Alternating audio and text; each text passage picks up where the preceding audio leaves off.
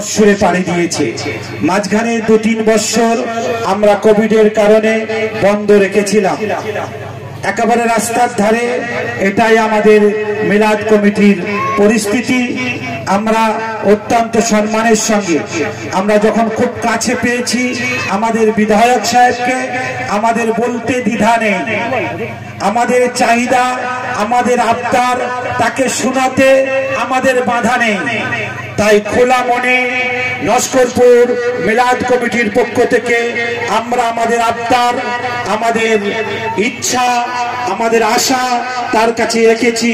যেখানে যদি একটি, যেহেতু 21 বছর ধরে হচ্ছে, আগামীতে হোক একটি যদি পাকাপোক্তভাবে স্টেজ এবং একটু পাঁচিল দেওয়ার সুব্যবস্থা। কিভাবে হবে আমরা জানি না, হতে হবে এতটুকু জানি, এটাই আমাদের আশা।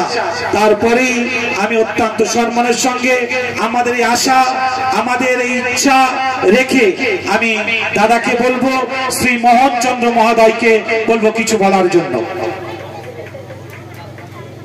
নমস্কার।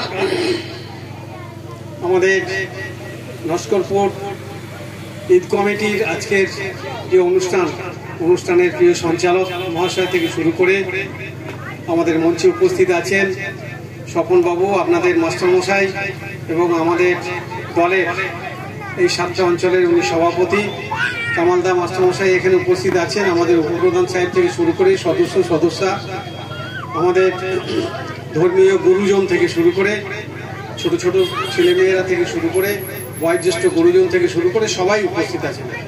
সবাইকে আন্তরিক ধন্যবাদ জানাই।